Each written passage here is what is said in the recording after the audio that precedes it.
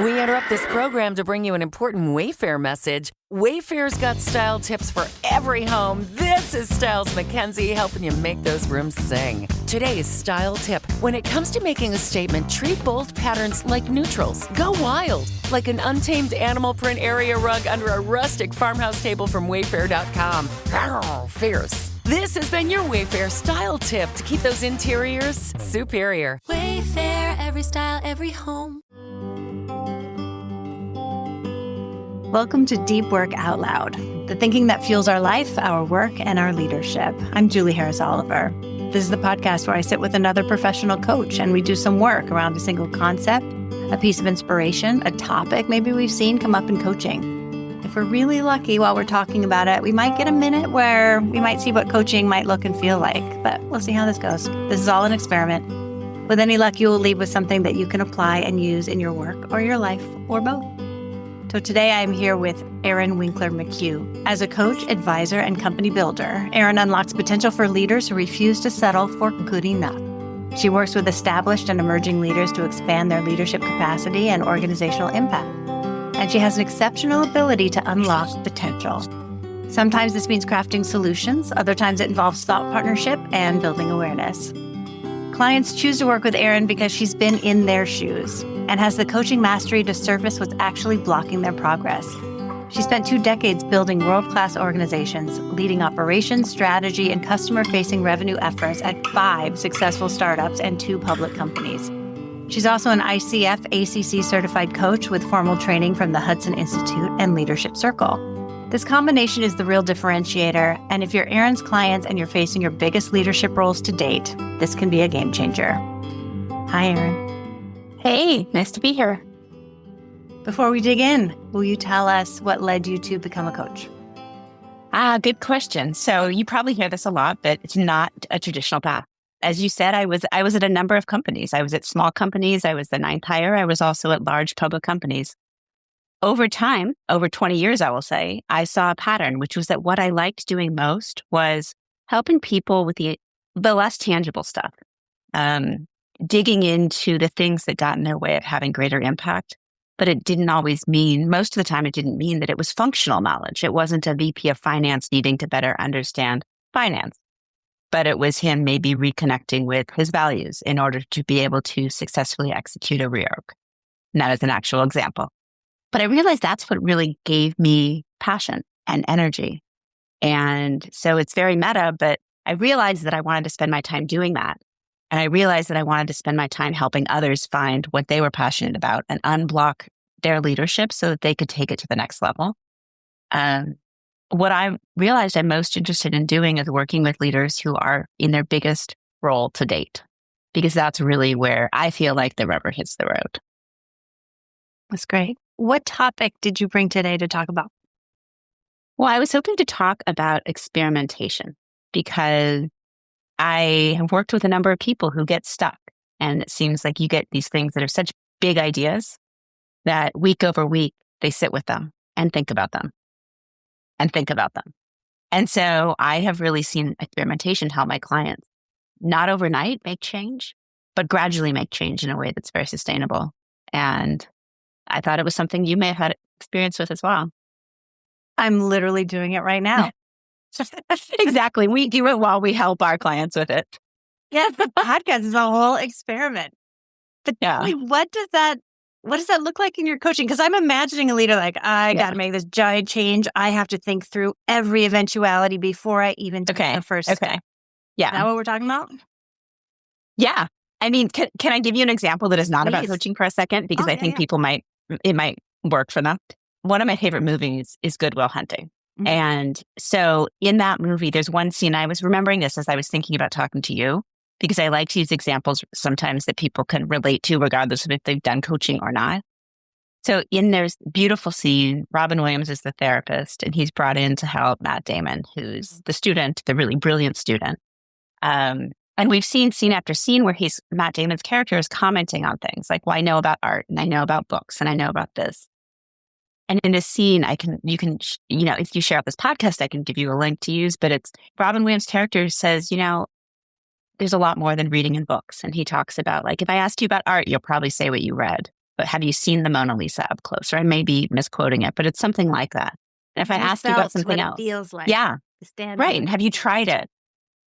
And that just really appealed to me. And it's weird because I haven't watched this movie in years, though I do like it a lot. And so I went back and tracked it down to see if, first of all, my memory was correct. Mm-hmm. And it really touches on, for me, what is one of the most critical things to making change with clients, which is this knowing and doing gap. I think leaders have probably read a lot of books, read a lot of articles, seen a lot of stuff, but are they doing what they've read? Or are they doing what leadership should look like for them?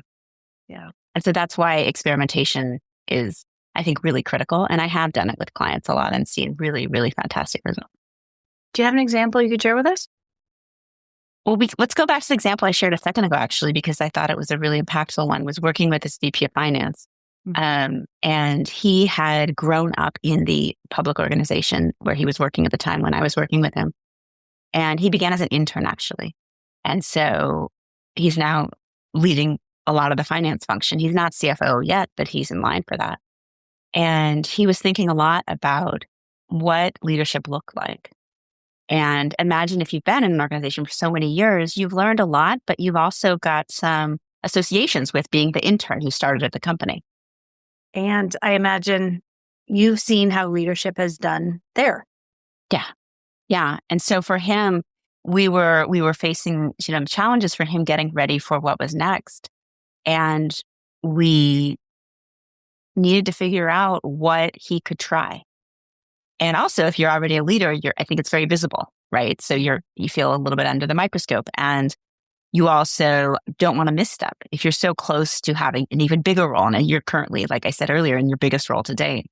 And so we really would say, like, what feels comfortable? And for me, it really started with defining what is I want to call it a bite-sized experiment, or sort of a measurable experiment with a start and end. So not making it a big thing. A year-long experiment is not going to help. But saying, like, what can we try? What has been in your mind for a while? And you keep returning to it, but you haven't done it. Can we take it apart and say, what's one step to take, and to then see how it feels? Now, when you're talking about a step, excuse me, are you meaning like behave in a slightly different way or implement a different policy? Like what kind of thing are you talking about? Well, first of all, I don't think it's one or the other. It's figuring out what is their goal. And so, for example, if they've been thinking, let's choose someone else. I had another client who was trying to figure out, they're a technical co-founder, trying to figure out how to re-engage with the rest of the business, because they have been, in this technical co-founder role for so long, that in a sense, they've sort of abdicated their role in the business strategy conversations. There's enough to do on the technical side. And so it's like, that's a big change to make overnight. So it actually, in that case, came down to, when in meetings with the other co-founders, what can you do to try to show up in a different way? Now, you and I both went to the same coaching school, so I think you would agree that it's leading from behind. But asking the client, like, would that be a meaningful stretch for him? And would that feel like something that I'm going to say is going to scare him a little? Not too much, but like a measurable level of scariness. Like, is it something you haven't tried? Are we looking to just confirm something you already know? Or are we actually bringing curiosity to the conversation and saying, what could happen? I love experiments where you're not immediately going to say, well, for sure, I'd feel this. So it's the ones where they just pause and it's a nice, awkward 1 minute with a client. And they're like, I don't know. As long as I get it, I'm willing to try it. That's an experiment worth running. And one of my favorite coaches said something to me early on, which was, an experiment never fails if you run it. It's if you run the experiment to try something and you end up not liking it, you still ran the experiment. And so if your question is, you've got a hypothesis and you want to get some data on it, running it is really how you succeed. Because that is success, even if the experiment fails. When we were talking about doing this podcast, you said to me that this is the hill you're going to die on. Yeah, I think that change, what I've seen is that experiments lead to change in a way that a lot of other stuff doesn't. Like I was saying, you can pick up a bunch of books. How many of us, me included, have a bunch of books on our shelf that we haven't read? Right. And I would love to put my hand on the book. I would love to put my hand on the book and suddenly know all the information. Yeah. But even then, I'm not able to live it and sort of manipulate it and try it. And so for me, this is how I have seen clients make the most effective, and I will say sustainable change, is by taking steps, because I think it teaches muscle memory. And even before that, it teaches an awareness. And a lot of it is not just running the experiment, but committing to, in a sense, debrief it. Even if it's with yourself, I'll say, like if you and I are running one, I'll say, and I don't know if you want to use a real example here, I could do a coaching moment, but it's like, if you're running an experiment, tell me ahead of time what you think success will look like. Or if you get a yes from that experiment, because I don't want to say success, because I think it's successful if you just run it. But if you get a yes from that experiment, what are you going to be looking for? And so, yeah. And then what's the next thing that makes possible? I think it makes possible greater awareness. I think you start picking up in those moments about, how do you feel? What did you learn about yourself? How did everyone else behave in the room? Using that example of going to meetings, and, in this case, it was actually going to meetings and being more involved early on in framing the conversation and not just being a recipient in the conversation. And how do you feel? How do others feel? Is there a business outcome? Are you getting to more of the stuff that you want to see move forward? Do you leave the meeting feeling that you were more engaged, therefore you talked more, therefore you felt like you were more part of the conversation? And then you start getting into this muscle memory over time, because I don't think I'd love to say go run an experiment for one, join a meeting for an hour, get deep meaning, but I think you have to, get your reps in. Try other things. I think you build experiment on experiment, and over time there's a muscle memory that happens there. And that's what I think leads to change. Is there any element of what else needs to be true in order for you to engage in the experiment? Good question. So, I think I like to ask that before. I'm not sure if you use a coaching plan with clients, but sometimes I do, depending on how they learn best and how they make change best. But I often say, like, what are we going to need to try this? Is there a mindset you want to talk about ahead of time? Like, are we going in with an open mind, or are we going in with this and that? Do you want to enlist others to help with that experiment? I would say if you're going to do that, it can be helpful, but also thinking about, like, is that going to, in a sense, produce the signal you're looking for? Or if I enlist others and then I enlist you and then you tell me I did a great job, like, is that going to help me with my own self-awareness? How I did in the meeting. Well, on the other side of it, is it helpful to warn anybody or get any buy-in if you are going to show up at a meeting completely different? Right. Is there any point in saying, I'm going to try something here? Right. Okay. So that's a hard one, because I do like to get the read of the situation without fully enlisting everyone else. Like, again, we'll use this example. If I'm going to tell you I'm going to a meeting and trying something, you might be predetermined as my friend to say, Erin, you did a great job. Or set you up. Right. Oh, yeah. You'll challenge me in the meeting. What do you mean? Or let me lob you an easy one. Right. So ideally I'd say, not, if you're going to do something dramatic, then maybe you enlist a few people. I mean, there's that whole concept of pre-wiring a meeting. But I really do sort of want that early experimentation to let you get the raw read of the situation. So I would say, actually, if you feel like you need to pre-wire a meeting in order to run something, maybe you start with a less high-stakes experiment. So then you can get the read. I have a client who currently, for example, I would say coaching is sort of an experiment for him. And he is a founder, but he chose to pay for this outside of his company's budget because he doesn't want to let other people know he's doing this. Oh. Because he wants to have an experiment and be able to see what the feedback is over time as he hopefully changes in the ways he wants to change, without having people just sort of preemptively saying, you're doing great. I noticed, you're going to coaching. That's great. Right. How's that coaching going? Right. So it's interesting. Yeah. How do you use experimentation in your own client work? Mostly when a lot of my clients are looking for the next rung on the ladder, or looking how to get promoted or get to that next level. And so we're talking a lot about what are the gaps there, and what is it going to take to get you to that next level? Because a lot of them are at that position of that moment when you've been a really good soldier and you need to make that flip to be a leader. So then what are those behaviors that have to change, and what is a mindset that has to change to go there? And so we're looking at experiments in that context of how could I try to go into this meeting differently? How could I try to lead this rather than just being reactive? I think those are the kinds of experiments we look at. Yeah, I mean, it feels like that gets at what stopped you from doing this so far. And as I'm guessing, I don't want to speak for you, but like there are those people who go to coaching for accountability. And sometimes they're in a position of, oh, I didn't know I could do that. Right. Oh, I didn't know that was my job. I didn't know that's how I get it. Right. I think those are the great moments, right? When someone tries something that they saw as this massive thing and they've been thinking about it for a while. And so that's when I said accountability a second ago, I don't mind if it's accountability to say, that's sort of like I said earlier, sort of the thing that scares you just enough. Like if we're talking about accountability, which is, I'm going to keep nudging you in a very polite way, and you're paying me to nudge you, but like we're going to keep moving you forward and sort of seeing like what's the extent of your ability to, like at what pace can you learn and try new things?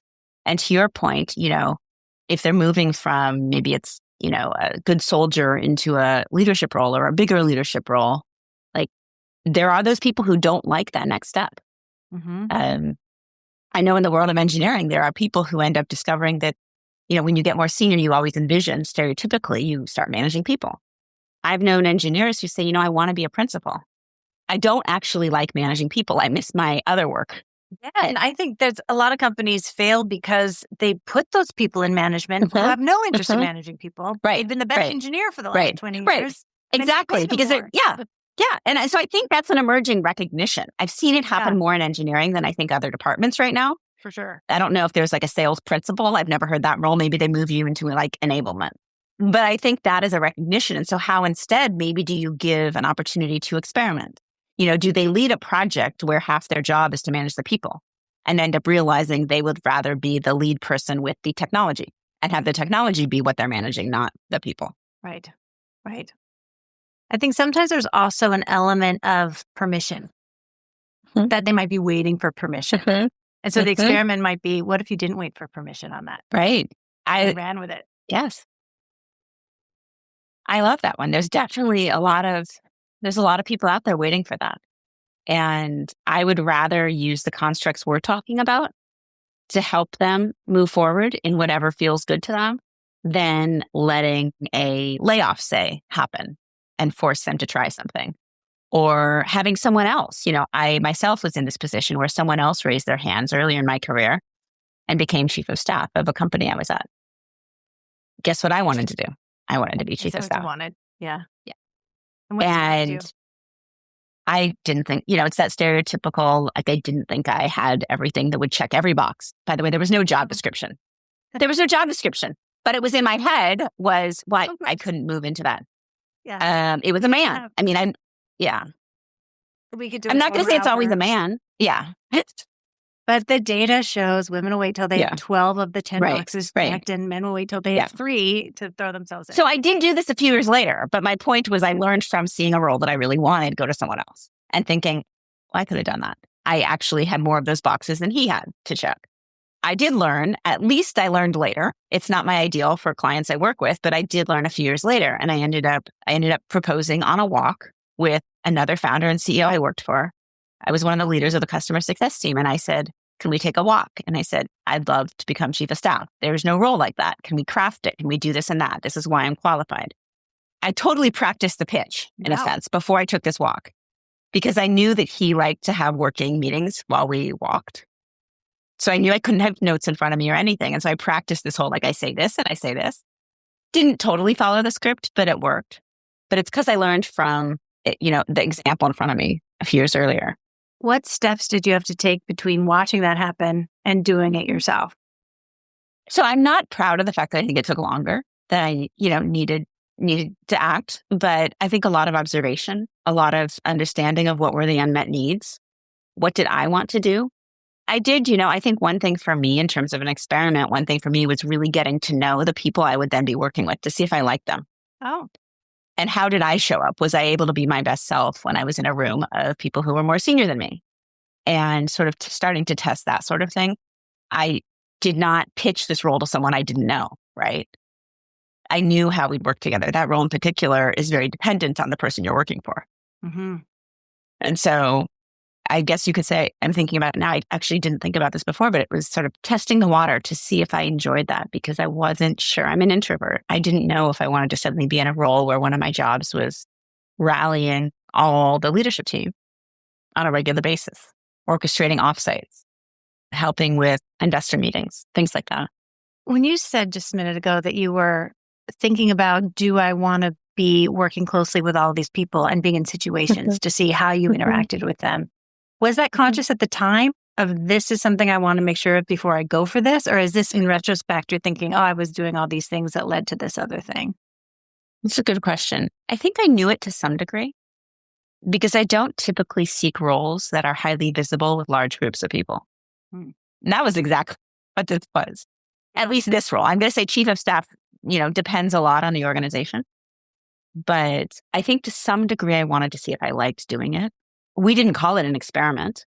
I will tell you because of the situation, I, at the time, owned more revenue than anyone at the company when I wanted to move into this role. So I was actually told, we forecasted you to close X, Y, and Z revenue.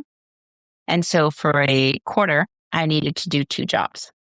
How'd that go? It was a lot of work, but I was, to what we said earlier, I had energy for it. Yeah. I wanted to try something. It wasn't something that was being put on me. I had actually proposed this role. And because I also, knew what the company needed, you can't really just walk away from a revenue role in October because you'd like to try something. It was a Series B startup. So I needed to really, even if I was in chief of staff, we would care about revenue. So I needed to try things. And in retrospect, maybe I could only do that because I was so much younger and had so much more energy. It was crazy. But I did it. Like a lot. And I think, yeah, but it's driven. I'm guessing there's things in your life where if you're on the outside, you're looking in and you're thinking, wow, is there anything like that for you? Oh, all of my 40s. When a single mother of 3 kids with a big sales job that was 24 hours a day and a podcast on the side in LA traffic. Like, the thought of doing that now, no way. But someone else might say, do you need the podcast, right? The podcast is the only thing keeping me alive. Exactly. No, that's my thinking. But someone else on the outside might say, what revenue is attached to the podcast? Let's talk about this. 0. Right? Let me be quite clear. Exactly. Yeah. Exactly. But it's all about, right. And so learning that I think matters a lot. And that's one of the reasons back to what you said, like, why do I do coaching? And part of it is being able to help people figure out whether it's in the role they're in now or where they want to take their role in, let's say 5 years, like what gives them that energy. Mm-hmm. And I find that experimentation helps with not getting hung up on a very perfect plan that either you never implement or when you finally implement it, turns out it may not be what you wanted. And that's unfortunate. Is that sometimes a tough sell with the type A striver? I think with coaching, they lead, the client leads. So I'm not starting the hour talking to them about how we're scientists and let's go run an experiment. Right. But as they're talking about, what goals do you want, going back to the traditional, like the contracting for the larger engagement and then the contracting for the specific session. How do you want to test? How do you want to learn? What would a milestone be if we're moving towards a certain goal? And then breaking that apart. Okay, how do you get to that milestone? I don't want to ever be a coach who's in like a Gantt chart or something. I don't want to be this project manager. But I think it's helpful to say, like, where do we go? Like, you were here and we're talking, but I think at the end of the day, they're probably going to measure coaching by how they change, not I had a great 60 minutes with Erin and I have another one in 2 weeks. I love that I have lovely clients. I love to talk to them. But at the end of the day, we're there because they have things they want to change. Mm-hmm. So you got to try something. Mm-hmm. And also, may I never see another Gantt. I did have a client who busted out shared her screen and showed me a Moreau board. And I do like Moreau, but still I was like, well, I think, what are we talking about here? And the truth was actually, she was too in it. She was in a strategy role. And she said, yeah, I think I've gotten, I've taken what's a challenge for me anyways about checking boxes and managing things and not going deeper. And she was doing that with me. And so in the moment, we really used what was happening. And I said, I noticed you've showed this thing and you're moving around your little, whatever it is, little visuals. And I said, is this what you want to do together? What are we really talking about here?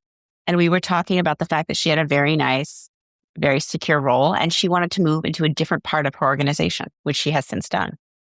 But she was hung up on that for a while. Isn't it amazing how the coaching parallels what's going on outside of? Tell me more. I've had that happen as well, where I was with a client listening to what they said and finding myself getting frustrated. I was like, thinking, is this really how you want to show up with me right now? As they're describing showing up this way with their boss and getting a very similar reaction as I was feeling in my body. And it took a couple of sessions for me to really have the courage to reflect it back. Like, here's how you're showing up here. Are you also showing up that way someplace else? And it ended up being kind of a breakthrough.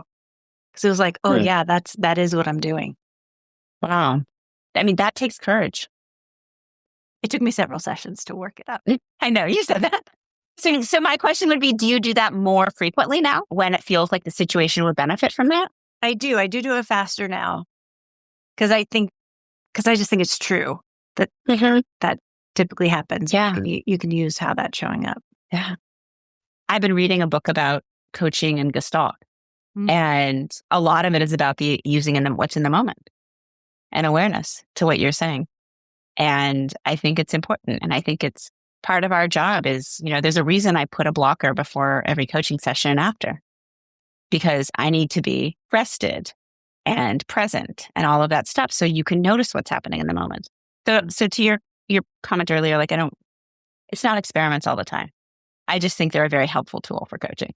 Yeah. Because you also just have to be aware and see what's bubbling up. When you're working with people on their experiments, what are some of the things that might get in the way? Sometimes I think it's helpful to have the container of saying I'm going to run an experiment, because it's in a sense giving yourself permission, regardless of how senior you are, to try something new. And so the act of labeling, of framing it in that way, I think helps deal with maybe this traditional sense of possible failure. I think people get really hung up the more senior they go traditionally on adhering to certain roles, or, the stories we tell ourselves about what we do and what we don't do. And then you get someone who's spent 30 years in a career, maybe not being fully connected to what they most want to do. And perhaps looking back with regret. Maybe, yeah. And I'm not talking about just leaving a job. I'm talking about making sure they're connected to what they want to do. I mean, I think leaders are used to feeling competent, and in a sense, experiments could make you feel temporarily incompetent. They're awkward. I don't think most of us like to be awkward. They're vulnerable. I had this conversation with someone the other day, a client who said, even just asking, how can I help you, was making him feel vulnerable. Him asking the question? Or you asking him the question? Him asking the question. He's very senior, and he felt like he was then opening himself up. And how about if he didn't know how to deliver what was being asked of him in that moment? And there was an element of skill, but there was also an element of him not having a ton of time. So, Julie, am I asking you for something that will take an hour of your time, or am I asking you it'd be great if all next week we could do such and such? Yeah. And he, deep down, one of his values is supporting others, even beyond work. But to the whole coaching thing about asking these questions, I didn't know that's where it would lead, because like you had a look on your face, which was, how does asking, can I help, make you vulnerable?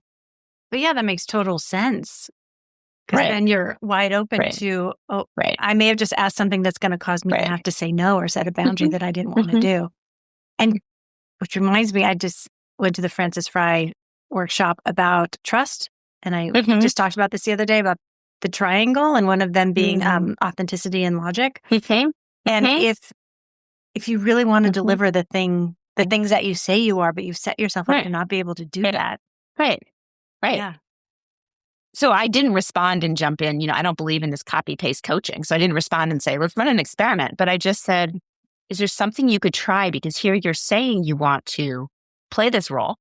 So there's something you could try without feeling so vulnerable that you won't do it. How do we get very close to that level, but not go until you won't do it? Yeah. How do we get you near that boundary? And how do you try something? Do you, for example, he says yes to things that are clear and that he knows, and that things that he knows are easy to deliver. So do you just ask another question? We're not talking about these life-changing things overnight, but do you ask another question? Julie, what do you have in mind when you say, can I help you on the project? That kind of question. Is there a way to put boundaries around a question? Mm-hmm. Right. Yeah. Or is there a way to drill down? I mean, one of the visuals I talk about way too much as a coach is an onion and peeling the onion. Mm-hmm. And so is there a way to just ask a few more questions to sort of zero in on what's really being asked? And then you can say no if you know, and that's a whole nother coaching topic, which is how to say no, and boundaries. But, where can we take it? We can take it by just narrowing in a little before you have to say yes or no. Yeah. And in that moment, I would say to him, do you feel like you have to say yes? Regardless? And then what's that about? Yeah. That's an even better question, right? Like going deeper with him, like, what's that about? So if he says yes, it's why? What's driving you to say yes? Maybe it's something in his past. Maybe it's this belief about doing service for everyone. And then the question is, what does doing service for everyone look like? And what happens if you say no? Yep. That's a common question probably for a lot of our clients, because there's a lot in society associated with saying no. Mm-hmm. So you play that out. What happens if you say no? Or if you say, not right now, it doesn't work for this week. And then how do you feel sitting in that?